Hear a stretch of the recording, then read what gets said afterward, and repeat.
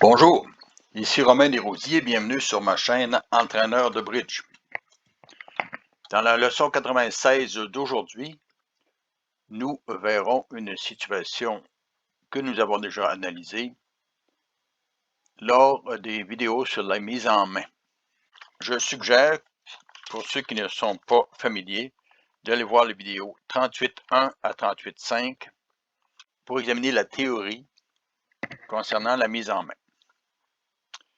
Ici, Est a ouvert les enchères à un carreau, Sud a gagé un pic, Nord a gagé deux carreaux, donnant un fit à pic avec 10 points et plus.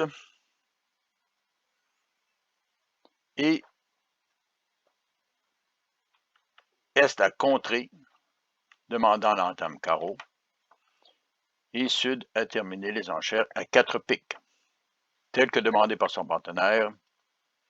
Ouest entame du valet de carreau, qui est possiblement soit 3 cartes, soit 2 cartes. Ici, Sud examine ses perdantes. En pique, il n'a aucune perdante. En cœur également. En carreau, il a 2 perdantes. Et en trèfle, il a 2 perdantes possibles, puisqu'il peut perdre le roi et la dame de trèfle. D'un autre côté, Sud fait l'hypothèse que Est a 13 points pour son ouverture à un carreau. Il a certainement As et roi de carreau, ce qui lui donne 7 points. Et probablement aussi le roi et la dame de trèfle, qui lui donnerait un minimum de 12 points. Donc, il est certain qu'il va perdre 2 carreaux et 2 trèfles dans la main d'Est. Mais compte tenu que Sud a une expérience de jeu satisfaisante au bridge, il conçoit immédiatement l'hypothèse de faire la mise en main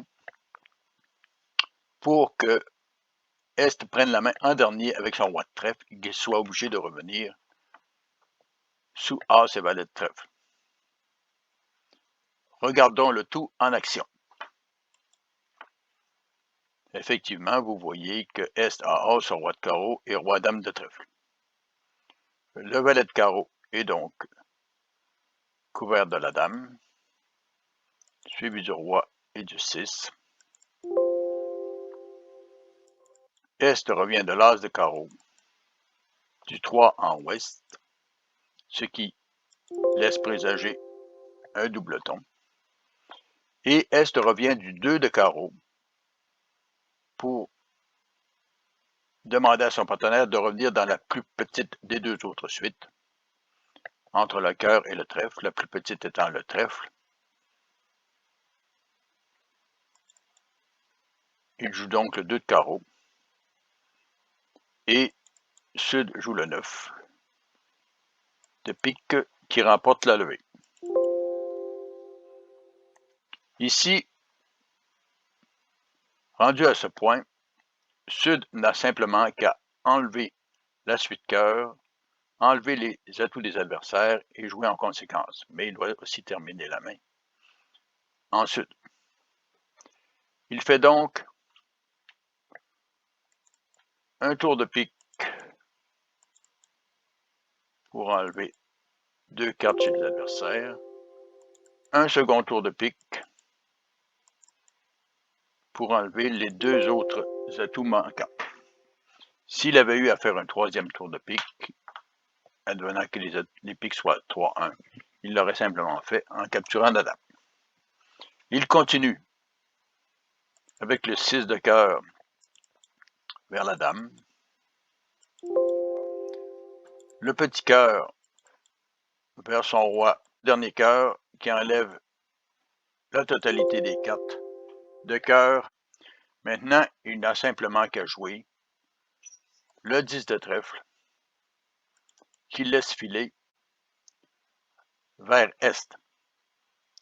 Celui-ci doit capturer le 10 de la dame et il est mal pris.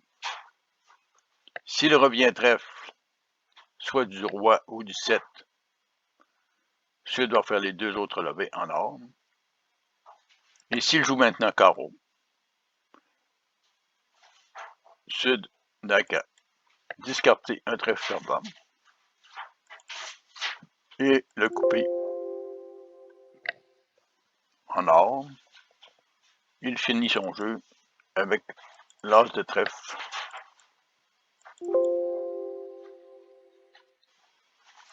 et les deux autres levées majeures en pique.